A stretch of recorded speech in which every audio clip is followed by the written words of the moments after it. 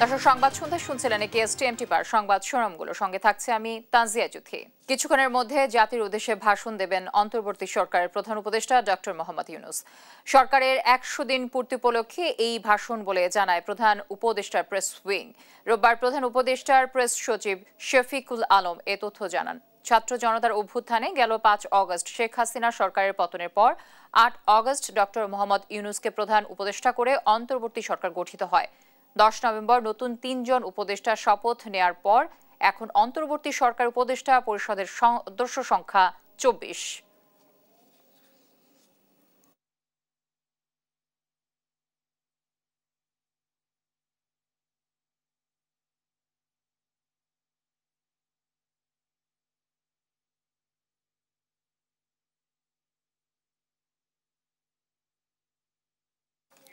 দর্শক, অন্তর্বর্তী সরকারের 100 দিন পূর্তিতে জাতির উদ্দেশ্যে ভাষণ দিচ্ছেন প্রধান উপদেষ্টা ডক্টর মোহাম্মদ ইউনূস। আমরা সরাসরি চলে যাচ্ছি সেখানে।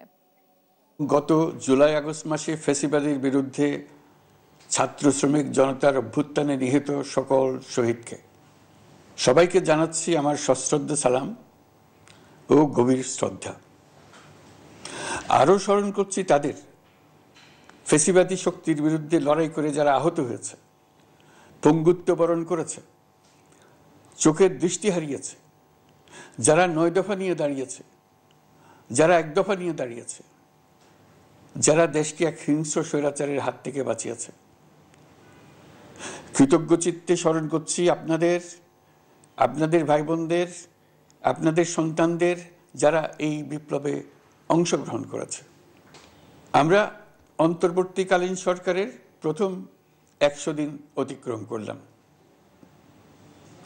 আপনারা জানেন কি কঠিন এক পরিস্থিতিতে আমাদের দায়িত্ব গ্রহণ করতে হয়েছে। ছাত্র শ্রমিক জনতার অভূতপূর্ব গণ অভ্যুত্থানের পর ফ্যাসিস্ট সরকার প্রধান পালিয়ে গেলে দেশ সরকার শূন্য হয় সাময়িকভাবে। পুলিশ প্রশাসন এ সময় সম্পূর্ণ নিষ্ক্রিয় হয়ে পড়লে উদ্বেগজনক এক পরিস্থিতির সৃষ্টি হয়। স্বৈরশাসনে বিপর্যস্ত এই দেশকে আমাদের সবাইকে মিলে পুনর্গঠন করতে হচ্ছে। জুলাই আগস্ট বিপ্লবের পর আমরা এমন একটি দেশ হাতে পেয়েছি যার সর্বত্র ছিল বিশৃঙ্খলা। স্বৈরশাসন টিকিয়ে রাখতে আইন শৃঙ্খলা বাহিনীকে জনগণের মুখোমুখি দাঁড় করিয়ে দেওয়া হয়েছিল। বিপ্লব চলাকালে প্রায় 1,500 ছাত্র শ্রমিক জনতার শহীদে মৃত্যু হয়। আমাদের সরকার প্রতিটি মৃত্যুর তথ্য অত্যন্ত যত্নের সাথে জোগাড় করছে। এই বিপ্লবে আহত হয়েছে 19,931 জন। আহতদের জন্য ঢাকার 13টি হাসপাতাল সহ বিভিন্ন বিশেষায়িত হাসপাতালে চিকিৎসার ব্যবস্থা করা হয়েছে। প্রতিদিনই তালিকায় আরও নতুন নতুন শহীদের তথ্য যোগ হচ্ছে, যারা স্বৈরাচারের আক্রোশের শিকার হয়ে এই পৃথিবী ছেড়ে চলে গেছেন। প্রতিটি হত্যার বিচার আমরা করবই। জুলাই আগস্ট হত্যাকাণ্ডের বিচারের যে উদ্যোগ আমরা নিয়েছি তার কাজও বেশ ভালোভাবে এগিয়ে যাচ্ছে। পতিত স্বৈরাচার শেখ হাসিনাকেও আমরা ভারতের কাছ থেকে ফেরত চাইব। কেবল জুলাই আগস্ট হত্যাকাণ্ডই নয়, আমরা গত 15 বছরে সব অপকর্মের বিচার করব। অসংখ্য মানুষ গুম হয়েছে, খুন হয়েছে। এই সময় আমরা গুমের তদন্তে একটা কমিশন গঠন করেছি। কমিশন প্রধান আমাকে জানিয়েছেন অক্টোবর পর্যন্ত তারা 1600 গুমের তথ্য পেয়েছেন। তাদের ধারণা এই সংখ্যা 3,500 ছাড়িয়ে যাবে। অনেকেই কমিশনের কাছে গুমের অভিযোগ করতে ভয় পাচ্ছেন এই ভেবে যে অভিযুক্ত ব্যক্তিদের দ্বারা তারা আবার আক্রান্ত হতে পারেন, ক্ষতিগ্রস্ত হতে পারেন। আমি আপনাদের আশ্বস্ত করতে চাই, আপনারা দ্বিধাহীন চিত্তে কমিশনকে আপনাদের অভিযোগ জানান। কারো সাধ্য নাই আপনাদের গায়ে আবার হাত দেয়। গুম কমিশনের সদস্যদের কাছে ভুক্তভোগীদের যে বিবরণ আমরা পেয়েছি তা অত্যন্ত মর্মান্তিক। জুলাই আগস্টের বিপ্লবের পর ছাত্রছাত্রীরা শহর বন্দরের দেয়ালে দেয়ালে তাদের মনের কথা লিখেছে। তাদেরও আগে যারা গুমের শিকার হয়েছে প্রতিটি গোপন আস্তানার দেয়ালে দেয়ালে তারা লিখে গেছেন তাদের কষ্টের মর্মস্পর্শী বিবরণ। তাদের এইসব কষ্টের কথা শুনে আমাদের হৃদয় কেঁপে উঠেছে। এসবের সঙ্গে জড়িতদের আমরা বিচারের কাঠগড়ায় দাঁড় করাবই। অভিযুক্ত যত শক্তিশালী হোক, যে বাহিনীরই হোক, তাকে ছাড় দেওয়ার কোনো সুযোগ নেই।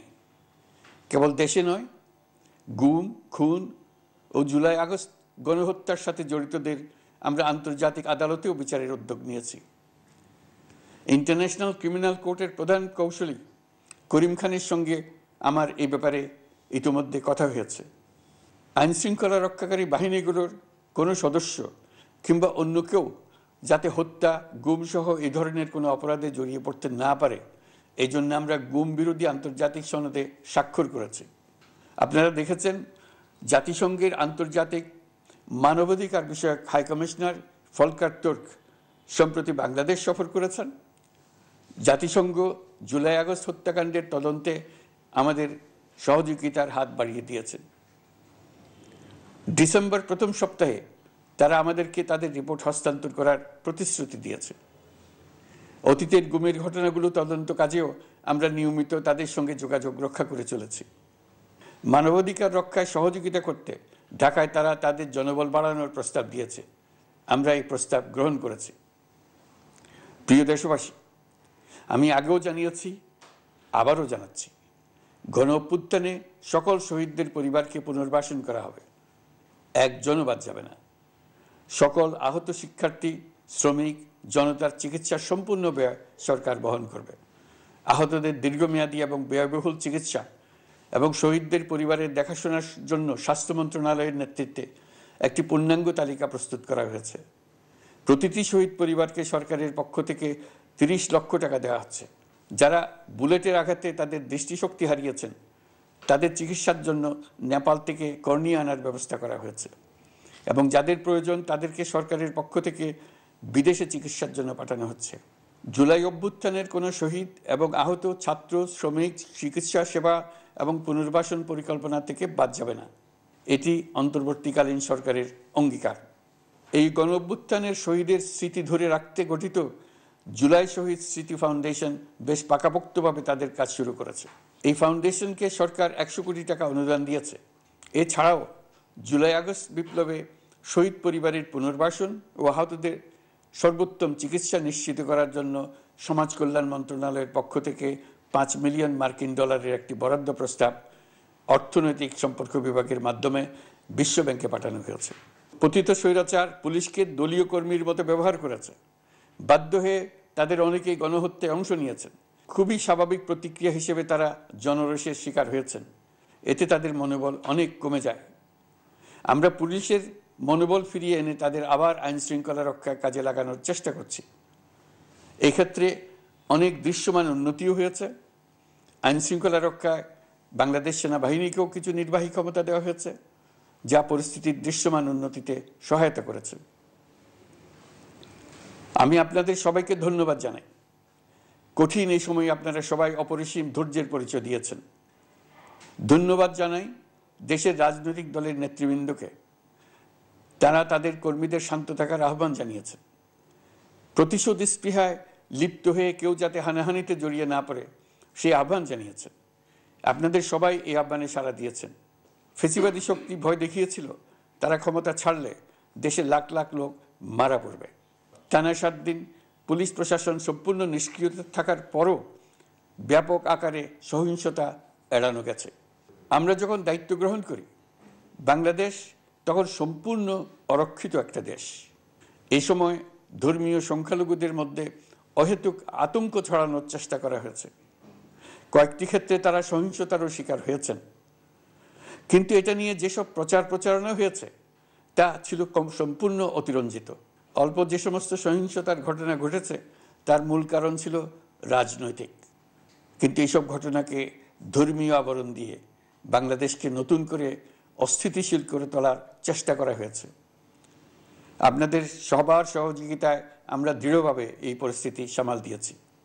আমাদের দায়িত্ব গ্রহণের 2 মাসের মাথায় দেশে দুর্গাপূজা উদযাপিত হয়েছে প্রায় 32,000 পূজা মণ্ডপে। দুর্গাপূজা উপলক্ষে নির্বাহী আদেশে একদিন অতিরিক্ত ছুটি ঘোষণা করা হয়, যা উৎসবের আমেজকে অনেক গুণ বাড়িয়ে দেয়। দুর্গাপূজাকে ঘিরে আমরা ব্যাপক নিরাপত্তা প্রস্তুতি নিই, যার ফলে দেশের হিন্দু সম্প্রদায় নির্বিঘ্নে তাদের উৎসব পালন করেছে। আমরা দায়িত্বে আসার পর যে অল্প কিছু ক্ষেত্রে তারা সহিংসতার শিকার হয়েছেন, আমরা তার প্রতিটি ঘটনার তদন্ত করেছি। শুধু হিন্দু সম্প্রদায় নয়, দেশের কোনো মানুষই যাতে কোনো রকম সহিংসতার শিকার না হয় সেজন্য আমরা যথাসাধ্য চেষ্টা করছি এবং সবসময় সে চেষ্টা করে যেতে থাকব। আপনারা জানেন, চলতি বছর বাংলাদেশের বিভিন্ন অঞ্চলে 6টি বন্যা হয়েছে। আপনাদের সবার সহযোগিতায় আমরা এই বন্যা মোকাবেলা করেছি। বাংলাদেশের দেশপ্রেমিক সশস্ত্র বাহিনী বন্যা মোকাবেলায় জনগণের সাথে কাঁধে কাঁধ মিলিয়ে কাজ করেছে।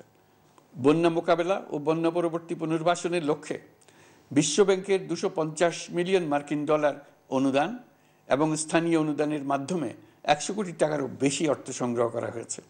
বন্যার ফলে অনেক জায়গায় ফসলহানি হয়েছে, ব্যাহত হয়েছে পণ্য সরবরাহ শৃঙ্খল। বন্যা পরবর্তী সময়ে বাজারে শাকসবজি সহ নিত্য প্রয়োজনীয় পণ্যের দাম বেড়েছে, ফলে আপনাদের কষ্ট হয়েছে। নিত্য পণ্যের দাম সহনীয় পর্যায়ে রাখতে আমরা যথাসাধ্য চেষ্টা করছি। বাজারে ডিমের সরবরাহ বাড়ানোর জন্য আমরা 9.5 কোটি ডিম আমদানির অনুমতি দিয়েছি।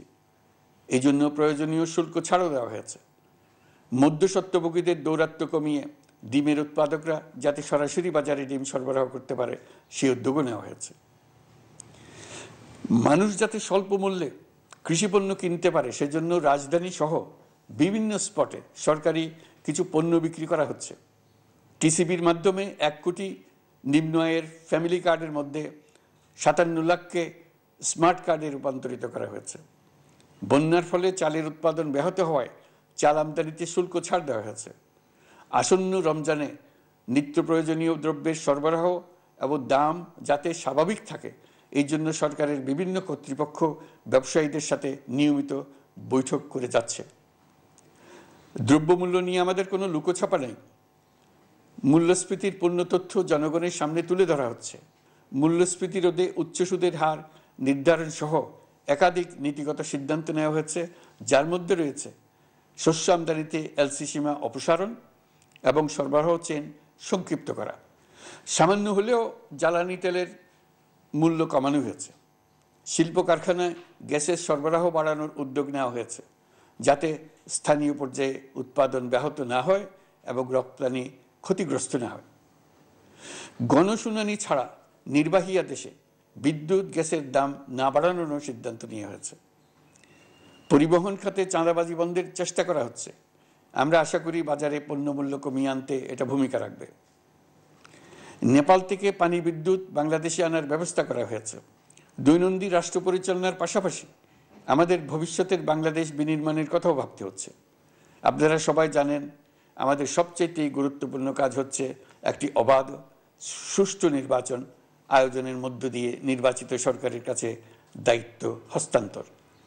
আমরা রাজনৈতিক দলগুলোর সঙ্গে আমাদের নিয়মিত যোগাযোগ অব্যাহত রেখেছি।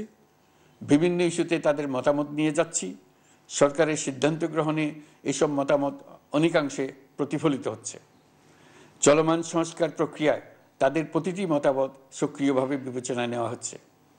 আমরা আশা করছি নির্ধারিত সময়ে ডিসেম্বর-জানুয়ারির মধ্যেই সংস্কার কমিশনগুলো তাদের সুপারিশমালা সরকারের কাছে পেশ করতে পারবে। তাদের সুপারিশ নিয়ে আমরা রাজনৈতিক দলগুলোর সঙ্গে ক্রমাগতভাবে আলোচনায় বসব। সকলের ঐক্যমত্যের ভিত্তিতেই আমরা সংস্কার প্রস্তাব চূড়ান্ত করব। নির্বাচন কবে হবে এই প্রশ্ন আপনাদের সবার মনেই আছে, আমাদের মনেও সারাক্ষণ আছে। আপনারা লক্ষ্য করেছেন, নির্বাচন আয়োজনের লক্ষ্যে আমরা প্রয়োজনীয় পদক্ষেপ নিতে শুরু করেছি। কয়েকদিনের মধ্যে নির্বাচন কমিশন গঠন হয়ে যাবে। তারপর থেকে নির্বাচন আয়োজন করার সমস্ত দায়িত্ব তাদের উপর বর্তাবে। নির্বাচন কমিশন ভোটার তালিকা হালনাগাদ সহ আরও কিছু কাজ শুরু করে দিতে পারবে, যা একটা অবাধ নির্বাচনের সাথে সরাসরি সম্পৃক্ত। প্রথমবারের মতো প্রবাসী বাংলাদেশিরা পোস্টাল ব্যালটের মাধ্যমে যাতে তাদের ভোটাধিকার প্রয়োগ করতে পারে সে লক্ষ্যেও সরকার কাজ করছে। তবে আমরা মনে করি না যে একটা নির্বাচন কমিশন গঠন করে দিলেই নির্বাচন আয়োজনে আমাদের দায়িত্ব শেষ। রাষ্ট্র ব্যবস্থায় সংস্কার আমাদের এই সরকারের অন্যতম অঙ্গীকার। আপনারাই আমাদেরকে এই ম্যান্ডেট দিয়েছেন। যেই 6টি সংস্কার কমিশন আমরা শুরুতে গঠন করেছিলাম তারা ইতিমধ্যে তাদের কার্যক্রম অনেক দূর এগিয়ে নিয়েছে। বিভিন্ন গণমাধ্যমে আপনারা তাদের কার্যক্রমের আপডেটও দেখছেন। কয়েকটি সংস্কার কমিশন ডিজিটাল প্ল্যাটফর্ম গঠন করেছে। আমার অনুরোধ, আপনারা এই প্ল্যাটফর্মে উৎসাহ সহকারে আপনাদের মতামত জানাতে থাকুন। প্রথম 6টি সংস্কার কমিশনের মধ্যে একটি হলো নির্বাচন সংস্কার কমিশন। নির্বাচন অনুষ্ঠানের জন্য এই কমিশনের সুপারিশমালা অত্যন্ত জরুরি। তাদের প্ল্যাটফর্মে যান, আপনার মতামত খোলাখুলিভাবে তুলে ধরুন।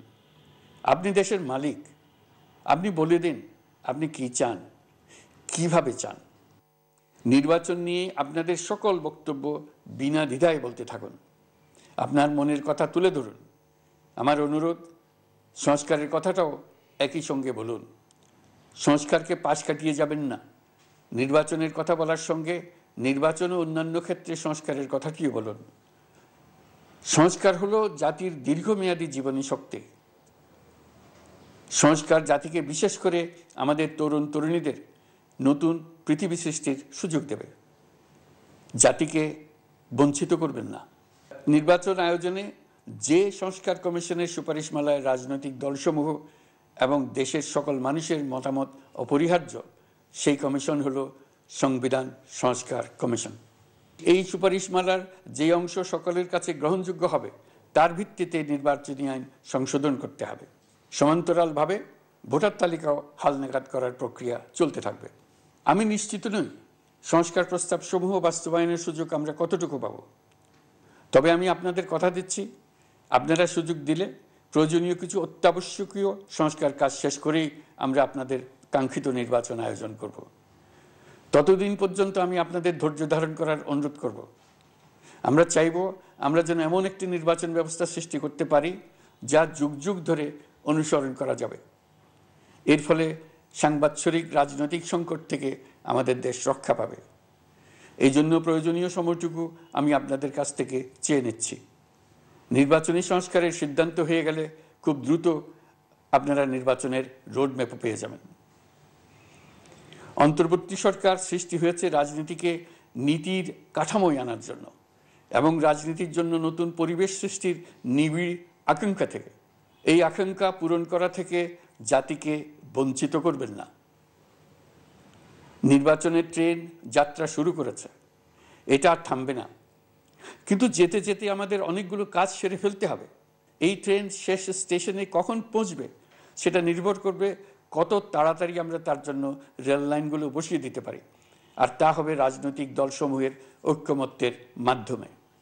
ইতিমধ্যে অন্যান্য সংস্কার কমিশনের সুপারিশমালা নিয়ে আলাপ চলতে থাকবে।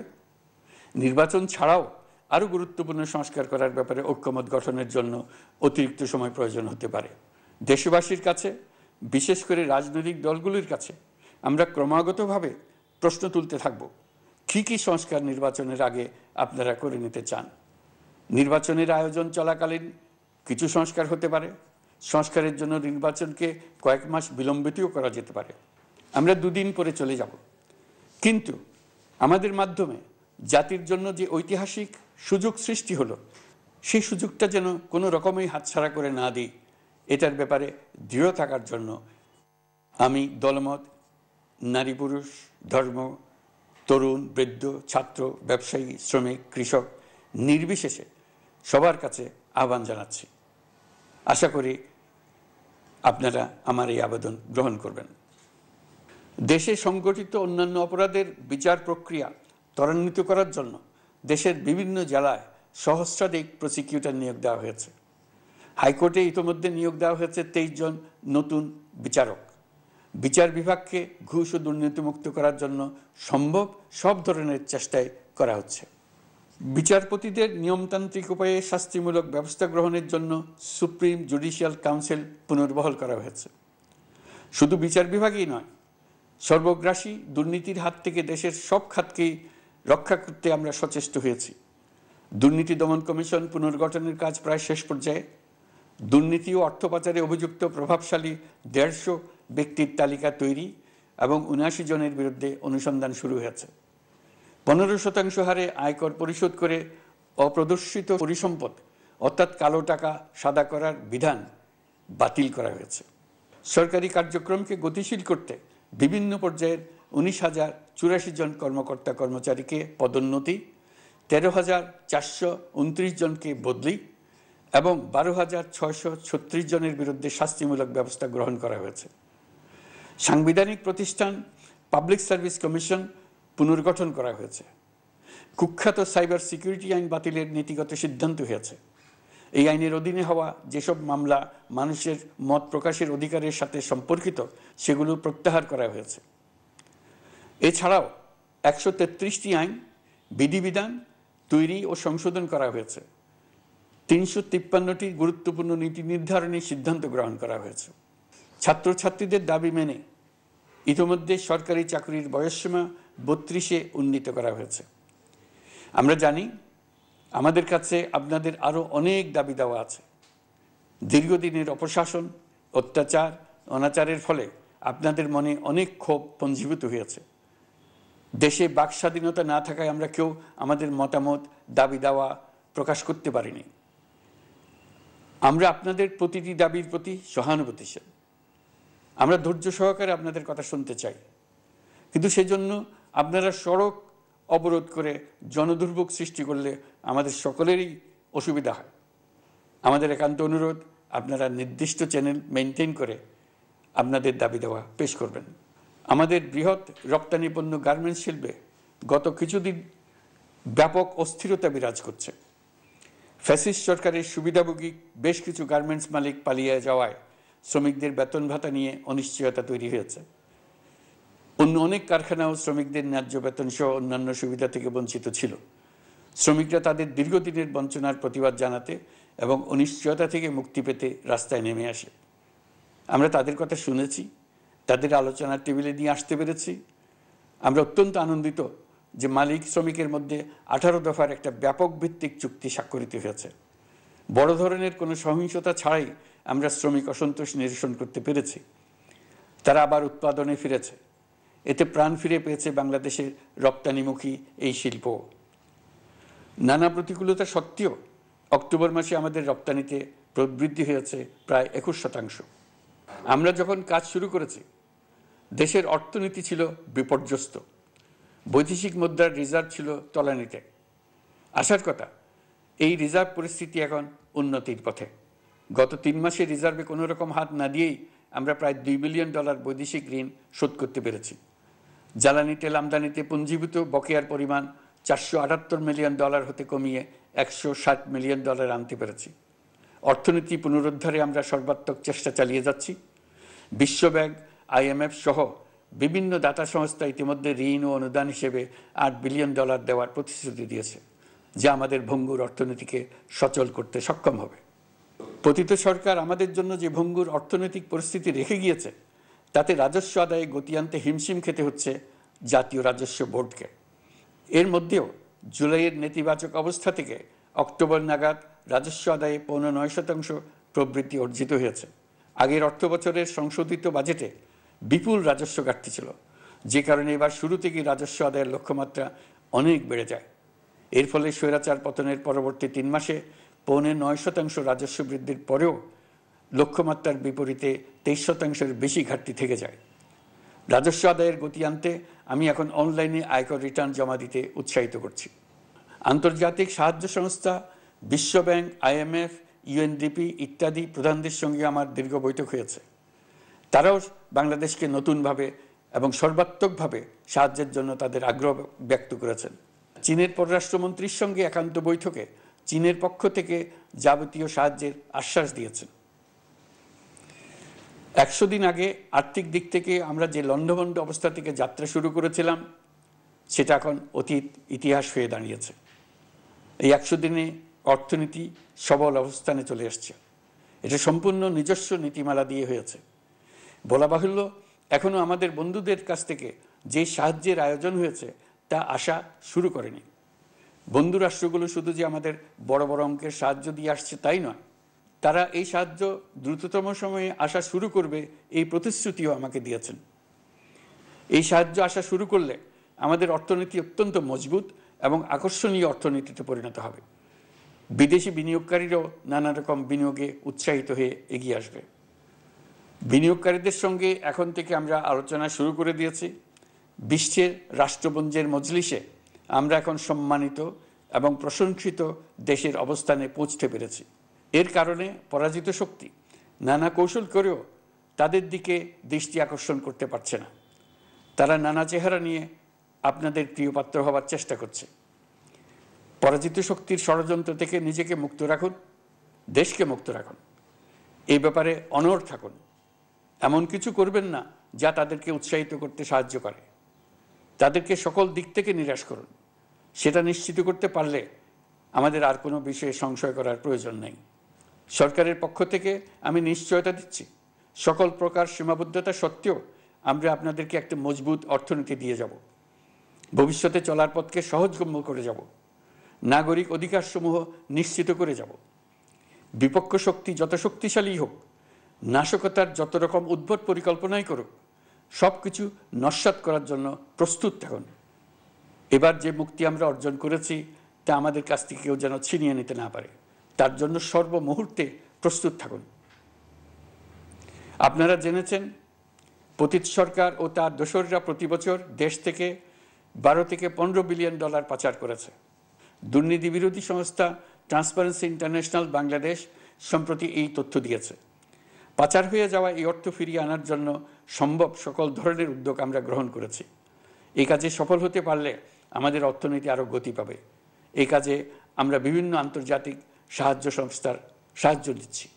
আমি ধন্যবাদ জানাতে চাই বিশ্ব নেতৃবৃন্দকেও। বাংলাদেশের এই সংকটময় সময়ে তারা প্রায় সবাই সহযোগিতার হাত বাড়িয়ে দিয়েছেন। আমি যখন সেপ্টেম্বরে জাতিসংঘের সাধারণ পরিষদের অধিবেশনে যোগ দিই, সে সময় মার্কিন যুক্তরাষ্ট্র, European Union, Canada, Italy, Holland, জাতিসংঘের মহাসচিব সহ বিশ্বের অনেক দেশের সরকার প্রধানের সঙ্গে আমার বৈঠক করার সুযোগ হয়। তারা স্বতঃস্ফূর্তভাবে আমাদের প্রতি সর্বাত্মক সহযোগিতা প্রদানের অঙ্গীকার ব্যক্ত করেছেন। নেপাল, মালদ্বীপ, পাকিস্তান সহ প্রতিবেশী বেশ কয়েকটি দেশের সরকার প্রধানের সঙ্গে আমার বৈঠক হয়েছে, যেখানে আমি সার্ককে পুনর্জীবিত করার কথা বলেছি। দেশে ফিরে আসার পর এসব দেশের রাষ্ট্রদূতগণ যারা ঢাকায় আছেন স্বতঃপ্রবৃত্ত হয়ে আমার সঙ্গে দেখা করে তাদের সরকার প্রধানদের অঙ্গীকার পুনর্ব্যক্ত করে গেছেন। তারা সম্পূর্ণ নতুনভাবে আমাদের জন্য সহায়তার নতুন ছক তৈরি করার কাজ শুরু করেছেন। যেসব রাষ্ট্রদূত দিল্লিতে অফিস করেন তারা দিল্লি থেকে এসে দেখা করে গেছেন। ইউরোপিয়ান ইউনিয়নের 20 দেশের 20 জন রাষ্ট্রদূত দিল্লিতে থাকেন। 7 দেশের 7 রাষ্ট্রদূত ঢাকায় আছেন। দিল্লি থেকে একসঙ্গে 20 জন রাষ্ট্রদূত সহ মোট 27 রাষ্ট্রদূত সমবেতভাবে আমার সঙ্গে বৈঠক করার জন্য আগামী কয়েকদিনের মধ্যে ঢাকায় আসছেন। আগে কখনো ইউরোপিয়ান ইউনিয়নের 27 জন রাষ্ট্রদূত একত্র হয়ে সরকারের সঙ্গে আলোচনায় বসেনি। দিল্লি থেকে এই বিশাল সংখ্যক রাষ্ট্রদূত একসঙ্গে বৈঠক করার জন্য কোনোদিন আসেনি। এবার এই কাজটি করার পেছনে আছে ইউরোপিয়ান ইউনিয়নের সমর্থন প্রকাশ করা এবং অর্থনৈতিক ক্ষেত্রে উচ্চ পর্যায়ের সহযোগিতা গড়ে তোলা। ইতিমধ্যে আমার সঙ্গে দেখা করেছেন সৌদি আরব, সংযুক্ত আরব আমিরাত, ব্রাজিল, তুরস্ক, রাশিয়া, ফিনল্যান্ড, সিঙ্গাপুর, লিবিয়া সহ অনেক দেশের রাষ্ট্রদূত। দ্বিপাক্ষিক নানা সহযোগিতা সহ বাণিজ্য বিনিয়োগ বৃদ্ধির আশ্বাস তারা দিয়েছেন। আমরা প্রবাসী বাংলাদেশিদেরও বেসরকারি খাতে বিনিয়োগ করার জন্য আহ্বান জানাচ্ছি। বাংলাদেশের অর্থনৈতিক উন্নয়নে তরুণদের কর্মসংস্থানের মূলে রয়েছে বেসরকারি খাত। আমাদের বিনিয়োগ বোর্ডের নির্বাহী চেয়ারম্যান 2 শতাধিক বেসরকারি প্রতিষ্ঠানের প্রধান নির্বাহী, উদ্যোক্তা ও বিনিয়োগকারীর সঙ্গে পৃথক পৃথকভাবে বৈঠক করেছেন। নীতির ধারাবাহিকতার অভাব, সরকারি বেসরকারি পর্যায়ে মত বিনিময়ের অভাব, সরকারি অফিসের জটিল প্রক্রিয়া এবং সর্বোপরি দুর্নীতি বিদ্যমান বিনিয়োগকারীদের সমস্যায় ফেলেছে। বিনিয়োগকারীদের উদ্বেগ নিরসনে আমরা অনেকগুলো কাজ করেছি। ইতিমধ্যে সত্যিকারের ওয়ান স্টপ সার্ভিস চালু হয়েছে। বিনিয়োগ সংক্রান্ত চ্যালেঞ্জ সমাধানে আন্তঃমন্ত্রণালয় কমিটি গঠন করা হয়েছে। বেসরকারি খাতের উপদেষ্টা কাউন্সিল ও ডিজিটালাইজেশনের মাধ্যমে সরকারি অফিসে না এসে প্রয়োজনীয় কর্মসম্পাদনের পদক্ষেপ নেওয়া হয়েছে। বিনিয়োগ উন্নয়ন সংস্থা আমাদের অগ্রগতির বিষয়ে সবাইকে মাসিক ভিত্তিতে আপডেট করে যাচ্ছে। আমরা প্রবাসীদের কল্যাণে কাজ করছি। আমার অনুরোধে সংযুক্ত আরব আমিরাত সাজাপ্রাপ্ত 57 জন সহ অন্যান্য বাংলাদেশিকে মুক্তি দিয়েছে। এইসব বাংলাদেশি যাবজ্জীবন কারাবাসের ঝুঁকি নিয়ে ফেসিবাদের বিপক্ষে প্রতিবাদ করেছিল। বাংলাদেশিরা এরকম প্রতিবাদ আরও অনেক দেশেই করেছেন। আমরা তাদের প্রতি কৃতজ্ঞ। কয়েকদিন আগে বাকুতে সংযুক্ত আরব আমিরাতের প্রেসিডেন্ট জনাব শেখ মোহাম্মদ বিন জায়েদ আল নাহিয়ানের সঙ্গে আমার কথা হয়েছে। তাকে বাংলাদেশের পক্ষ থেকে ধন্যবাদ জানিয়েছি। তিনি বলেছেন বাংলাদেশের জন্য যে কোনো সাহায্য লাগলে আমি যেন তাকে জানাই। প্রবাসীদের কল্যাণে আমাদের সরকার সম্ভব সব ধরনের উদ্যোগ গ্রহণ করে যাচ্ছে। আপনারা জানেন মালয়েশিয়ার প্রধানমন্ত্রী আনোয়ার ইব্রাহিম সম্প্রতি বাংলাদেশ সফর করেছেন। 18,000 বাংলাদেশি যারা সব ধরনের আনুষ্ঠানিকতা মেনে চলার পরেও স্বৈরাচারী সরকারের অব্যবস্থাপনার জন্য মালয়েশিয়া যেতে পারেন নাই, তিনি তাদের জন্য মালয়েশিয়ার দ্বার আবার উন্মুক্ত করার আশ্বাস দিয়েছেন। এই লক্ষ্যে আমরা কাজও শুরু করেছি। আপনারা জেনে থাকবেন মালয়েশিয়া আগামী বছর দক্ষিণ পূর্ব এশিয়ার আঞ্চলিক সহযোগিতা সংস্থা আসিয়ানের চেয়ারম্যানের দায়িত্ব নিতে যাচ্ছে। আমরা ইতিমধ্যে আসিয়ানের সদস্য পদের জন্য আবেদন করেছি। মালয়েশিয়ার প্রধানমন্ত্রী আমাদের আবেদন সক্রিয়ভাবে বিবেচনার আশ্বাস দিয়েছেন। একই ধরনের আশ্বাস আমরা পেয়েছি ইন্দোনেশিয়া থেকেও। ইন্দোনেশিয়ার পক্ষ থেকে সে দেশে রাষ্ট্রীয় সফরে যাওয়ার জন্য আমাকে অনুরোধ করেছে। সৌদি আরব সহ বিশ্বের আরও অনেক দেশ আমাদের সঙ্গে সহযোগিতা বৃদ্ধির প্রস্তাব দিয়েছে। প্রথমবারের মতো ওআইসি সদর দপ্তরে আমরা স্থায়ীভাবে রাষ্ট্রদূত নিয়োগ দিয়েছি। তুরস্কের রাষ্ট্রপতি রিসেপ তাইয়েপ এরদোগানের সাথে আগে আমার টেলিফোনে আলাপ হয়েছে। এবার COP29 সম্মেলনে গিয়ে তিনিও তার স্ত্রীর সঙ্গে অত্যন্ত অন্তরঙ্গ পরিবেশে আলোচনা হয়েছে। বাংলাদেশের প্রতি তার বিশেষ সমর্থনের কথা তিনি বারবার প্রকাশ করেছেন। তুরস্কের একটি বাণিজ্য প্রতিনিধি দল ইতিমধ্যে বাংলাদেশ সফর করেছে। তুরস্ক এদেশের সঙ্গে অর্থনৈতিক সম্পর্ক উন্নয়নের জন্য টার্কিশ ইনভেস্টমেন্ট অথরিটি বা টিকা একটি অফিস ঢাকায় স্থাপনের জন্য ঘোষণা দিয়েছে। এর মাধ্যমে তুরস্কের বিনিয়োগ ও বাণিজ্য বৃদ্ধির উদ্যোগ নেওয়া হবে। এ উদ্দেশ্যে চলতি মাসে একটি উচ্চ ক্ষমতা সম্পন্ন দল তুরস্ক থেকে বাংলাদেশে আসছেন। প্রিয় দেশবাসী, নতুন হজ প্যাকেজ ঘোষণা করা হয়েছে। তাতে হজের ব্যয় 1 লাখ টাকারও বেশি কমিয়ে আনা হয়েছে। পাশাপাশি আমরা এই সিদ্ধান্ত গ্রহণ করেছি এই বছর সরকারি খরচে কাউকে হজে পাঠানো হবে না। আমরা নতুন বাংলাদেশকে একটা পরিবেশ বান্ধব এবং জীব বৈচিত্র্যময় দেশ হিসেবে গড়ে তোলার উদ্যোগ নিয়েছি। এটি তরুণদের আকাঙ্ক্ষা, আমাদের সবারই আকাঙ্ক্ষা। সেই লক্ষ্যে আমি প্রথমেই একটি ক্ষুদ্র পদক্ষেপ নিয়েছি। সমগ্র সচিবালয়ে প্লাস্টিকের পানির বোতল ব্যবহার নিষিদ্ধ করেছি। ইতিমধ্যে সুপার শপগুলোতে পলিথিনের শপিং ব্যাগ ব্যবহার বন্ধ করার উদ্যোগ নেওয়া হয়েছে। গত কয়েক দশকে যে পরিমাণ নদী দূষণ হয়েছে আমরা তা বন্ধ করার উদ্যোগ নিয়েছি। আপনারা সবাই অবগত আছেন জলবায়ু পরিবর্তন আমাদের জীবনযাত্রার জন্য কীরকম হুমকি হয়ে আসছে। গত 1 বছরে বাংলাদেশ প্রায় 15টি প্রাকৃতিক দুর্যোগের শিকার হয়েছে। মানুষের সৃষ্ট নানাবিধ দুর্যোগের পাশাপাশি এসব প্রাকৃতিক দুর্যোগের বিপক্ষেও আমাদের লড়তে হচ্ছে। আজারবাইজানে জলবায়ু সম্মেলনে বিশ্ব নেতৃবৃন্দকে আমি আমার উদ্যোগের কথা জানিয়েছি। সেখানে জাতিসংঘের মহাসচিব, ইউরোপ, এশিয়া, আফ্রিকার অনেক সরকার প্রধানের সঙ্গে আমার দেখা হয়েছে। যতটুকু আলাপ আলোচনা সম্ভব হয়েছে আমি সবার কাছে জলবায়ুর প্রতিকূল প্রভাব মোকাবেলা সহ গণতান্ত্রিক উত্তরণের পথে বাংলাদেশের অগ্রযাত্রায় সহযোগিতা চেয়েছি। তারা সবাই সহযোগিতার অঙ্গীকার করেছেন। গত 100 দিনে আমরা অনেক কল্যাণমূলক কাজ করেছি যা এখানে স্বল্প পরিসরে বর্ণনা করা সম্ভব নয়। আমাদের সরকার স্বচ্ছতা ও জবাবদিহিতায় বিশ্বাসী। তাই আমি সরকারের সকল মন্ত্রণালয়কে নির্দেশ দিয়েছি তাদের নিজ নিজ কাজের বিস্তারিত বিবরণ নিজেদের ওয়েবসাইট ও সামাজিক যোগাযোগ মাধ্যমে প্রকাশ করার জন্য। আমি আমার দপ্তরকেও বলেছি সরকারের সব কাজের বিবরণ যাতে জনগণ জানতে পারে এই জন্য যেন প্রয়োজনীয় পদক্ষেপ নেওয়া হয়। এই সরকারকে ব্যর্থ করার জন্য, অকার্যকর করার জন্য বিশাল অর্থে বিশ্বব্যাপী এবং দেশের প্রতিটি স্থানে, প্রতিটি প্রতিষ্ঠানে এক মহাপরিকল্পনা প্রতি মুহূর্তে কার্যকর রয়েছে। তাদের একটি বড় প্রচেষ্টা হচ্ছে আমাদের মধ্যে বিভেদ সৃষ্টি করা। পতিত সরকারের নেতৃবৃন্দ যারা এদেশ থেকে বিপুল পরিমাণ অর্থ পাচার করে নিয়ে গেছে, সেই অর্থে বলিয়ান হয়ে তারা দেশে ফিরে আসার জন্য চেষ্টা করে যাচ্ছে। তাদেরকে কিছুতেই সফল হতে দেবেন না। তারা সফল হওয়া মানে জাতির মৃত্যু, জাতি হিসেবে আমাদের অবসান। সাবধান থাকুন। তাদের সকল হীন প্রচেষ্টাকে আমাদের ঐক্যের মাধ্যমে নস্যাৎ করে দেন, যেভাবে নস্যাৎ করেছিলেন তাদের বন্দুকের গুলিকে, তাদের আয়নাঘরকে, প্রতি পায়ে তাদের অনাচারের শিকলকে। এ ব্যাপারে সবাই একমত থাকুন, ঐক্যবদ্ধ থাকুন। আপনারা সবাই ভালো থাকবেন। দেশের সকল শিশু, কিশোর কিশোরী, তরুণ তরুণী, ছাত্রছাত্রী, বয়স্ক, বৃদ্ধ, পুরুষ, মহিলা সবাইকে আমার সালাম জানাচ্ছি। আসসালামু আলাইকুম। মহান আল্লাহ আমাদের সহায় হন। খুদা হাফেজ। দর্শক, অন্তর্বর্তী সরকারের 100 দিন পূর্তিতে জাতির উদ্দেশ্যে ভাষণ দিলেন প্রধান উপদেষ্টা ডক্টর মোহাম্মদ ইউনূস। আমরা সরাসরি সেখানেই ছিলাম। বাংলাদেশে গণতন্ত্র ফেরাতে অন্তর্বর্তী সরকারকে রূপরেখা ঘোষণার আহ্বান জানিয়েছেন যুক্তরাজ্যের পররাষ্ট্র প্রতিমন্ত্রী ক্যাথরিন ওয়েস্ট। রাজনৈতিক ও অর্থনৈতিক পুনরুদ্ধারে পাশে থাকার আশ্বাসও দেন তিনি। আর বাংলাদেশের নির্বাচন নিয়ে ব্রিটেনের আগ্রহ রয়েছে বলে জানান পররাষ্ট্র উপদেষ্টা তৌহিদ হোসেন। জানান, অন্তর্বর্তী সরকারের কোনো রাজনৈতিক অভিলাষ নেই।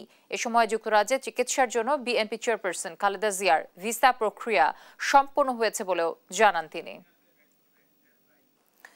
অতীতের সব রেকর্ড ছাড়িয়েছে ব্যাংক খাতের খেলাপি ঋণ। চলতি বছরের সেপ্টেম্বর পর্যন্ত খেলাপি ঋণ বেড়ে দাঁড়িয়েছে প্রায় 2,85,000 কোটি টাকা, যা বিতরণ করা মোট ঋণের প্রায় 17%। রোববার বাংলাদেশ ব্যাংক হালনাগাদ প্রতিবেদন প্রকাশ করে।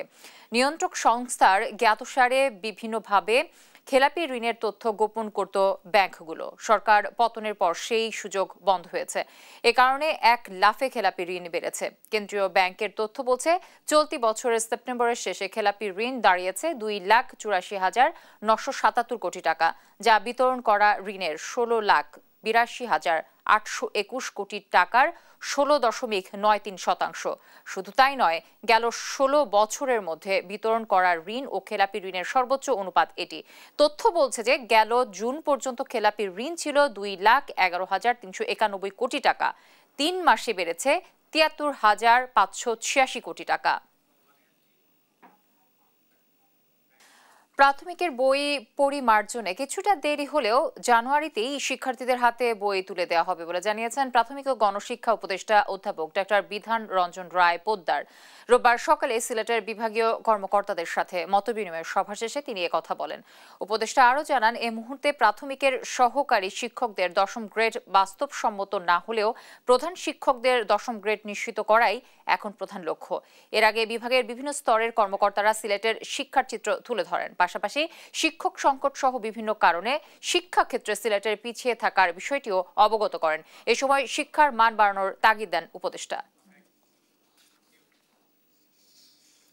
দর্শক, এই ছিল এখনকার সংবাদ সন্ধ্যায়। পরে বুলেটিন দেখার আমন্ত্রণ রইল। ধন্যবাদ সবাইকে সাথে থাকার জন্য।